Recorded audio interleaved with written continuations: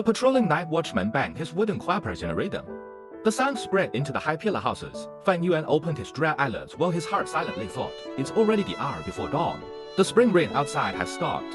The mix of fragrance of the earth, trees, and wildflowers greeted him. At this moment, a maiden's voice floated up from downstairs. Young Master Fang Yuan, you're late. I will go upstairs and wait for you to wash up. Looking down, Fang Yuan saw his own personal servant, Shan Kui. Her looks is only slightly above average. Shan Kui serves him gently with a smile on her face. Fang Yuan remains expressionless. His heart is as calm as a still lake. This servant girl was nothing but his aunt and uncle's watchman and was a vain, heartless girl. In his previous life, he was blinded by her. But after the awakening ceremony, when his status plummeted, she quickly turned away her head and gave him countless disdainful looks. When Fan Zhang came over, he was in time to see Shan Kui smoothing the creases on the clothing of Fang Yuan's chest. His eyes had a flicker of jealousy. Alright, no need to tidy up. Fang Yuan impatiently brushed away Shan Kui's soft small hands. His clothing had long been tidy. She was just trying to seduce him. Shan Kui pouted slightly, feeling that today Fang Yuan's puzzling behavior was rather odd and upsetting. She wanted to reply in a spoiled way, with being scared by his cold and confusing nature. Her mouth opened and closed a few times before she ended up saying yes and retreating obediently. Are you ready? Fang Yuan asked Fang Sang. His younger brother stood at the doorway, his head bowed down to look at his toes. He muttered a light yes. Fang Yuan nodded. In his previous life, he was not clear about his younger brother's thoughts. But in this life, how could he not understand? But right now it was meaningless to him, and he lightly said, then let's go. So the two brothers left the house. On the way they bumped into many youths of similar age, all in groups of twos and threes, quite clearly heading to the same destination. Look guys, those are the Fang brothers. Their ears could pick up the small cautious talk. The one walking in front is Fang Yuan. He's the Fang Yuan who created the poems, some of them emphasized. So that's him. His face is expressionless, as if he had no regard for others, just like the rumors say someone said in a sour tone filled with jealousy and envy. Fang Sang listened expressionlessly. He had long been accustomed to this kind of discussion. His head low. By now the light of dawn had peeked over the horizon, casting Fang Yuan's shadow over his face. The sun rose gradually. The Fang Yuan suddenly felt like he was walking into darkness. This darkness was coming from his older brother. Maybe in this life, he would never be able to escape from the imprisoning huge shadow of his brother. He felt a burst of pressure on his chest, making his breathing difficult. HMPH. This talk is a good example of the saying, those who with outstanding talent easily bring about jealous from others, Fang Yuan thought with a sneer as he listened to the gossip round. No wonder when it was announced that he had such great talent, he would be surrounded by enemies and suffer harsh, disdainful coldness for a long time. He suddenly thought of his aunt and uncle and how scheming they were. Giving him Shan Kui to monitor him and passing his younger brother an old wet nurse, not including other things in life that were different among them. All these actions had intentions. They wanted to cause unhappiness in his younger brother's heart and instigate a rift among the brothers. People are not worried about whether they receive less. People worry about whether whatever they receive is undistributed well. In his previous life, his experiences were too little, while his younger brother was too foolish and too naive. Thus his aunt and uncle successfully instigated a rift among them. Since reborn, with Fang Yuan's evil way of means and wisdom, it's not like the situation cannot be changed. His younger brother can be suppressed entirely. That young Shan Kui he could turn into a concubine early on. Not forgetting his aunt and uncle and the clan elders, he had at least several hundred ways of beating them. What? I don't feel like doing that. Fang Yuan sighed carefully. So what if it was his own younger brother? So what if Shan Kui grew any prettier? So what if it was his aunt and uncle or the clan elders? They're just passers-by in life. Why waste effort and energy to beat these people? As long as you don't get in my way, then you can go aside and scram. I don't need to care about you. The sun rises in the sky, the sun ray brilliant. Over 115-year-old youths gathered in front of the clan pavilion. This was the entire village's authority central. Good, all of you are punctual. Today is the awakening ceremony. It is your life's great turning point. I won't say much. Just come with me. The one responsible at the moment was the elder of the academy. His beard and hair were white, and he was in high spirits as he led the young teenagers into the pavilion. However, they did not go up, but were led downstairs after going through the entrance of a great hall.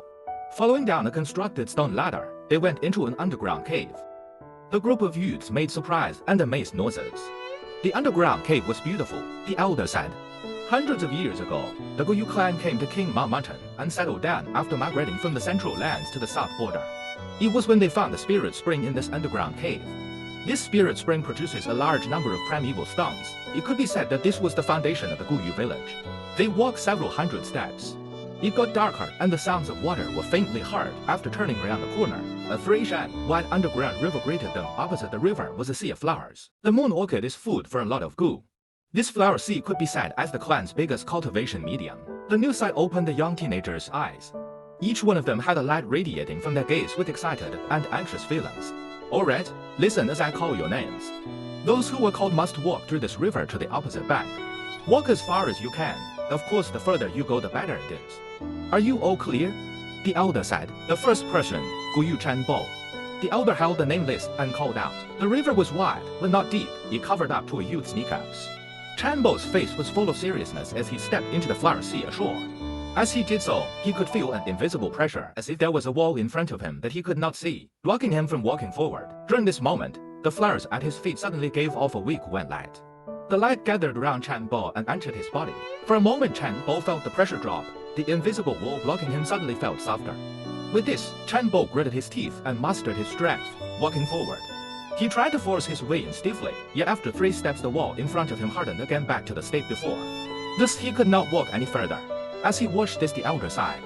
While recalling what happened, he said, Gu Yue Chanbo, 3 steps, no talent to become a Gu master. Next, Gu Yue Shaoxi. Soon Gu Yue Shaoxi come back, for he could not even move 1 step forward. Then the academy elder called out the 3rd name, Gu Yue Bei. Here, a horse-faced youth dressed in linen robes lightly called as he came forth. He was tall in build, looking much sturdier than his peers. There was a brave aura about him. He crossed the river in a few steps and reached the opposite bank. He walked until he reached 36 steps before he could finally go no further. The youths at the riverbank watched with wide-opened eyes, shocked. The academy elder happily exclaimed, Good, Gu Yue Bei, be great talent. Come here, let me see your primeval sea. Gu Yue Bei walked back to the academy elder's side. The latter stretched out his hand and put it on the juvenile shoulder, closing his eyes as he checked with focus. Then he retracted his hand and nodded, recording down on the paper. Gu Yue Bei, primeval sea measuring 6 by 6, can be vigorously trained. This special talent can be measured by 4 grades, a grade to D grade. A D grade talent youth who is raised for 3 years will be able to become a rank 1 senior Gu master, become the foundation of the family. A C grade talent youth after 2 years of cultivation will usually be able to become a rank to senior Gu master, becoming the clan's backbone. A B grade talent must be cared for, often becoming a future clan elder. With 6 to 7 years of training, they will become rank 3 Gu masters. And when it comes to a grade, even if it was just 1, would bring great luck to the entire clan. Great care must be given. With this talent, in about 10 years, they can become a rank for Gu master. At that moment, they would be able to compete for the position of the head of the clan. 1 hour later, half of the youths had already walked through the flower sea. There were quite a number of C and D grade talents among them, while half of those youths had no talent at all. Sigh, the bloodline is getting thinner. These few years the clan hasn't had any rank for masters to strengthen the bloodline. The 4th generation clan head was the only rank 5 master, who in the end he perished together with the Flower Yuan monk and did not leave behind any descendants. The Gu Yue clan's later generation talents are getting weaker and weaker. The clan head sat with a deep sigh. At this moment, the academy elder shouted, Gu Yue Chen. Gu Yue Chen, ha. In the midst of the crowd, Fang Yuan stroked his chin thoughtfully. Thought this was Gu Yue Lian's grandson. He had a small and short build with a face full of pockmarks. He was clenching his fist, his entire face sweating. It was evident that he was incredibly nervous. As he walked onto the opposite bank, after walking straight for 36 steps he stopped. Another B grade. The academy elder yelled. In his memories, the clan heavily punished Gu Yue Chen because he cheated during the awakening ceremony. In reality, Kai Chen only had a C grade talent, but because his grandfather Gu Yue Lian helped him fake the results, that's why he appeared to have B grade talent. Gu Yue Lian was always hostile towards Gu Yue Chen. These 2 elders are the clan's biggest influential authorities. To suppress his opponent, he would need his own grandson to have an outstanding talent. It is also because he was helping from behind. Gu Yue Chen was able to conceal the truth for a time. In my memories, if it were not for that incident, the truth would never have been exposed. Fang Yuan's eyes shone with light, his mind thinking up ways to use this knowledge to his advantage. As he pondered, he suddenly heard the academy elder call out his own name, Gu Yue Fang Yuan.